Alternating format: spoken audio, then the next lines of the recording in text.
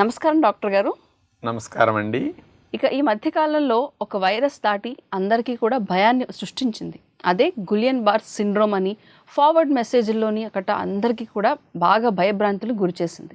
అసలు ఈ Guillain bar syndrome అంటే ఏంటి, జీబీఎస్ అంటే కనుక మనకి ప్రాణాంతకమైన వ్యాధా కాదా, ఇలాంటి ప్రశ్నలు చాలామందిని వేధిస్తున్నాయి. మరి ఆ ప్రశ్న అన్నిటికీ సమాధానం ఈ ఎపిసోడ్లో దొరుకుతుంది కాబట్టి ఎపిసోడ్ని ఎండింగ్ వరకు మిస్ కాకుండా చూడండి. ఇప్పుడు డాక్టర్ గారిని అడిగి అసలు జీబీఎస్ సిండ్రోమ్ గురించి మనం తెలుసుకుందాం. డాక్టర్ గారు, దీని పేరే పలకడానికి రాదు చాలా మందికి, కానీ భయం అన్నదైతే కామన్ కదా. అవునమ్మా. అసలు నిజంగానే భయపడేంత ప్రాణాంతకమైన వ్యాధి అంటారా ఇది? వచ్చినప్పుడు అది కలిగించే బాధలు, ఇబ్బందులు బాగా భయంకరంగా ఇబ్బంది పెడుతుంటాయి కాబట్టి దానివల్ల వచ్చిన వారిని చూసి మిగతా వారు కూడా వీటిని ఇట్లా స్ప్రెడ్ చేస్తూ ఉంటారు. ఓకే. కానీ ఇది తగ్గించుకోవచ్చు, క్యూరబుల్లే. ఇది ఒక ఆటోఇమ్యూన్ డిజార్డర్ లాగానే మన నరాల పైన మన రక్షణ వ్యవస్థ దాడి చేసే జబ్బు అని చెప్పొచ్చు. ఓకే. గులియన్ బారీ సిండ్రోమ్, జీబీ సిండ్రోమ్ అంటారు. మరి జీబీ సిండ్రోమ్ అన్న పేరు ఈ మధ్య కాలంలో అందరూ వింటున్నారు కాబట్టి ఇది ఏదో కొత్త వ్యాధి అని అనుకుంటున్నారు. ఎప్పటి నుంచో ఉందమ్మా. యూట్యూబ్ లో వచ్చాక కొద్దిగా బాగా ఇట్లాంటి వాటిని స్ప్రెడ్ చేయడం వల్ల ఎక్కువ మంది కొంచెం తెలుస్తుంది. కానీ ఎప్పటి నుంచో ఉంది, పాతది ఉంది.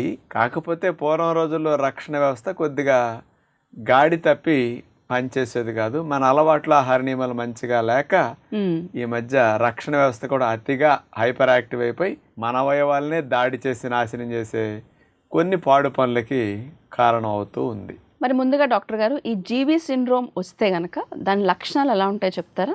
ఇది ముఖ్యంగా నరాల్ని టార్గెట్ చేసుకుంటుందన్నమాట. నరాలు అనేసరికి ఏ అవయవం పనిచేయాలన్నా, సంకేతాలు వెళ్ళాలన్నా ఇది తప్పేదని ఉంటుందా? లేదు. మీ ఇంటికి కరెంట్ లేకపోతే ఇప్పుడు చెప్పండి ఏంటి పరిస్థితి? ఏ వస్తువులు పనిచేయవు. అవును. అట్లాగే నరాలు ఎఫెక్ట్ అయ్యేసరికి మాట తడబడటం, మాట ముద్దగా రావటం, కొంతమందికి మాట ఇబ్బంది పడటం, నరాలన్నీ నొప్పులు, పోట్లు, పని చేయలేకపోవటం, అట్లాగే నడవటంలో ఇబ్బంది, తోలటం, అట్లాగే కొంతమందికి లైట్ గా పెరాలసిస్ లాగా లక్షణాలు కొన్ని రావటం నరాల ఇబ్బంది వల్ల. ఇలాంటివన్నీ వీళ్ళకి కనపడుతూ ఉంటాయి. అలాగే ఆహారం కానీ ముద్ద కానీ సరిగా మింగలేకపోవటం, ఎందుకంటే నరాలు కదా. అట్లాగే హార్ట్ కూడా కంట్రోల్గా ఉండాల్సింది నరాలు ఎఫెక్ట్ అవటం వల్ల పాల్పిటేషన్స్, అంటే ఎక్కువగా దడదళ్ళాడేటట్టు కొట్టుకోవటం, నిదానంగా సమస్య కొంత తీవ్రం అయితే కంట్రోల్ లేకుండా యూరిన్ పడిపోవటం, కంట్రోల్ లేకుండా కాస్త మోషన్, ఎందుకంటే వాటన్నిటిని కంట్రోల్ చేసేది నరాలే కదా. ఇట్లాంటివి కూడా కంట్రోల్ తప్పుతాయి అన్నమాట. అంటే జీబీ సిండ్రోమ్ మొదలైనప్పుడు ఎలాంటి లక్షణాలు కలుగుతాయి డాక్టర్ గారు? అంటే మొదలైనప్పుడు ఇంతకు ముందు అన్నట్టు నరాల మంటలు, పోట్లు, తిమ్మిర్లు, చురుకులు ఇట్లాంటివి ఎక్కువ ఉండటం, ఇలాంటి విషయాలు ఎక్కువ తెలుస్తాయి. ఓకే. మలమూత్రాదులు కంట్రోల్ తప్పడం అనేది సమస్య తీవ్రమైనప్పుడు అనమాట. సిమ్టమ్స్ అనేవి డిఫరెంట్ గానే ఉన్నాయి. అవునమ్మా. ఒక వ్యక్తి నుంచి ఇంకొక వ్యక్తికి వచ్చే అవకాశాలు ఎంత ఉంటాయి అంటారు? ఇలాంటి జబ్బు రావడానికి కొన్ని వైరస్లు, బ్యాక్టీరియాలు కారణం. కానీ ఇలాంటి జబ్బుతో బాధపడే వ్యక్తి నుంచి ఇంట్లో వారికి కానీ బయట వారికి కానీ వ్యాపించడం అనేది అస్సలు ఉండదు. ఓకే. అంటే గాలి ద్వారా కానీ నీటి ద్వారా కానీ అట్లా ఉండదు. వచ్చిన వ్యక్తే బాధపడుతుంటాడు. ఓకే. రావటానికి డైరెక్ట్ గా ఆ వైరస్, బ్యాక్టీరియాల క్రిములే కారణం. కోవిడ్ వైరస్ లాగా వ్యాప్తి అయిపోతుందేమో అన్న భయం అనేది అవసరం లేదు. అలా వెళ్ళి వీళ్ళకి అలాంటి జబ్బు, ఆటోఇమ్యూన్ డిజార్డర్ రక్షణ వ్యవస్థ అతిగా స్పందించేటట్టు చేసి ఆ రక్షణ కణాలు ఏవైతే ఉంటాయో, తెల్ల రక్త కణాలు, యాంటీబాడీస్ని అధికంగా ఉత్పత్తి చేసేస్తాయి. అవును. ఆ యాంటీబాడీస్ వచ్చే నరాలను డ్యామేజ్ చేయడం స్టార్ట్ చేసేస్తాయి. మరి డాక్టర్ గారు, ఈ ఆటోఇమ్యూన్ డిజార్డర్స్ అన్నిటికీ కూడా ప్రత్యేకమైన కారణాలు ఉంటాయి, అంటే వీటి వల్ల వస్తుంది ఈ జబ్బు అని చెప్పేసి. అలా జీబీ సిండ్రోమ్ ఏ కారణాల వల్ల వస్తుంది అంటారు? ఇతర ఆటోఇమ్యూన్ డిజార్డర్స్ అంటే లైఫ్ స్టైల్ సరిగా లేక వస్తుంది అంటాం. ఇది లైఫ్ స్టైల్ సరిగా లేక కాదు. ఆ వైరస్, బ్యాక్టీరియాలు కొన్ని రకమైనవి మన మీద దాడి చేసినప్పుడు మన శరీరంలో రక్షణ వ్యవస్థ స్పందించే తీరును బట్టి ఆ వైరస్, బ్యాక్టీరియాను చంపేస్తే ఈ జీబీ సిండ్రోమ్ రాకుండా కూడా రక్షించుకోవచ్చు. కొంతమందికి స్పందించే తీరులో అతిగా స్పందించింది అనుకోండి, రక్షణ వ్యవస్థ కొంచెం గాడి తప్పి అప్పుడు ఈ సిండ్రోమ్ గా బయటపడుతున్నది. మరి ముఖ్యంగా జీబీ సిండ్రోమ్ సిమ్టమ్స్ చూసుకుంటే గనక నరాల బలహీనత, లేదంటే నరాలు సరిగ్గా పని చేయకపోవడం అని చెప్తున్నారు కదా. మరి నరాల వ్యవస్థలో ఎలాంటి మార్పులు వస్తాయంటారు?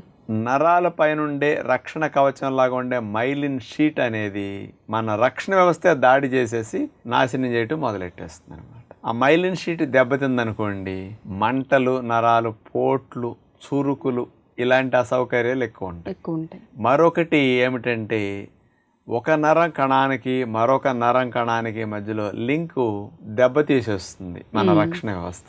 అందుకని నరాల యొక్క కనెక్షన్ సరిగా లేదనుకోండి, సిగ్నల్ ట్రాన్స్ఫరింగ్ కానీ సమాచార వ్యవస్థ సరిగా పనిచేయదు.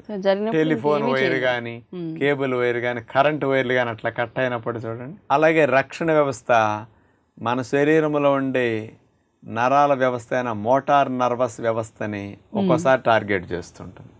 కొన్నిసార్లు సెన్సరీ నర్వ్ అంటే స్పర్శ జ్ఞానాన్ని తెలియజేసే కొన్ని నరాలు ఉంటాయి కదా, ఇలాంటి వాటి మీద దాడి చేస్తూ ఉంటుంది. అంటే సివియారిటీ పెరిగే కొద్దీ ఇంకా అన్ని రకాలుగా ఇన్వాల్వ్ అయ్యే అవకాశాలు ఉంటాయి. మరి డాక్టర్ గారు, ఈ జీబీ సిండ్రోమ్ అన్నది ఒకసారి వచ్చిన తర్వాత తగ్గే అవకాశం ఉంటుందంటారా? అంటే మందులు కానీ చికిత్సలు కానీ ఉన్నాయా?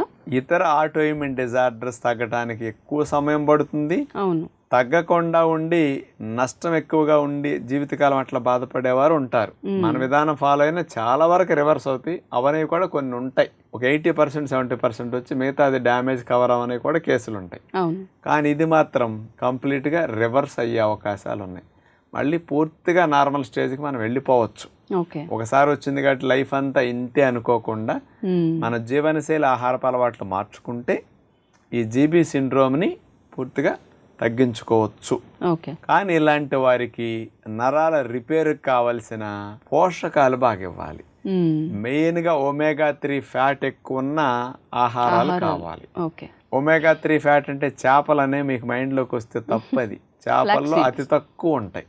అందుకని ఒమేగా-3 ఫ్యాట్ అవిసె గింజలు, చియా సీడ్స్, వాల్నట్స్, బాదం పప్పులు, 4 ఒమేగా ఫ్యాట్ ఎక్కువ ఉన్న 4 గొప్ప విత్తనాలు ఇవి. ఇక కణాల రిపేర్కి, నర్వ కణాల రిపేర్కి కావలసిన విటమిన్ ఇ, విటమిన్ సి, కొన్ని బి కాంప్లెక్స్ విటమిన్లు, ఇలాంటి ఎక్కువ కావాలి నరాల రిపేర్కి. కానీ ఇలాంటివి ఎక్కువ ఉన్న ఆహారాలు మనం తప్పనిసరిగా తినాలి. విటమిన్ ఇ అనుకోండి, ప్రొద్దుతిరుడు పప్పు, అట్లాగే విటమిన్ ఇతో పాటు బాదం పప్పులు ఇందాక అన్నాం, దాంట్లో కూడా విటమిన్ ఇ రిచ్గా ఉంటుంది. విటమిన్ సి అంటే జామకాయ, కాస్త బత్తాయి, కమలా జ్యూసులు, పళ్ళు అన్ని ఇట్లాంటివి తీసుకోవటము. అలాగే మనకి వీటితో పాటు బి కాంప్లెక్స్ విటమిన్లు అంటే కాస్త వేరుశెనగ పప్పులు లాంటి నానబెట్టు తిన్న బి కాంప్లెక్స్ విటమిన్లు బాగా వస్తాయి అన్నమాట. ఇలాంటి విత్తనాలు, ఫ్రూట్స్, ఈ డైట్ని 2 పూట్ల అంటే మొలకలు కూడా బాగా ఎక్కువ ఉంటాయి ఇట్లాంటివి. ఇలా 2 పూట్ల విత్తనాలు, పళ్ళు ఆహారాలను మనం గనక తీసుకుంటూ ఉడికిన ఆహారాలు మధ్యాహ్నం ఒకసారికే పరిమితం చేసుకుని ఉప్పు నూనెలు లేకుండా తీసుకుంటే గుడ్ బ్యాక్టీరియాలు ప్రేగుల్లో బాగా పెరిగి ఫైబర్ ఫుడ్ బాగా తీసుకుంటే రక్షణ వ్యవస్థ గాడి తప్పిందాన్ని మళ్ళీ గాడిలో గుడ్ బ్యాక్టీరియా కంట్రోల్ చేసేస్తుంది అనమాట. అలాంటి డైట్ ఉప్పు నూనె లేకపోతే గుడ్ బ్యాక్టీరియాలకు చాలా మంచిది. ఫైబర్ డైట్ చాలా మంచిది అనమాట. మధ్యాహ్నం భోజనంలో పెరుగు కొంచెం బాగా తీసుకోవటం మంచిది అనమాట. ఇలా చేసుకుంటూ వీళ్ళు కంపల్సరీగా నైట్ మంచిగా నిద్రపోవాలి. రోజు ఫిజికల్ వ్యాయామాలు కొంత చేయాలి. ఈ 3 గనక బాగుంటే, టైంకి ఆహారం తిని పగలే నైట్ తినకుండా ఈ 3 శ్రద్ధ పెడితే రక్షణ వ్యవస్థ మళ్ళా కాస్త దాన్ని దారిలో పెట్టుకునేటట్టు ఈ జీవనశైలి మార్పులు చాలా అవసరం. చక్కగా తగ్గుతుంది. ధైర్యంగా ఉండి ఇట్లాంటి అలవాట్లు మార్చుకుని ఫాలో అవ్వండి.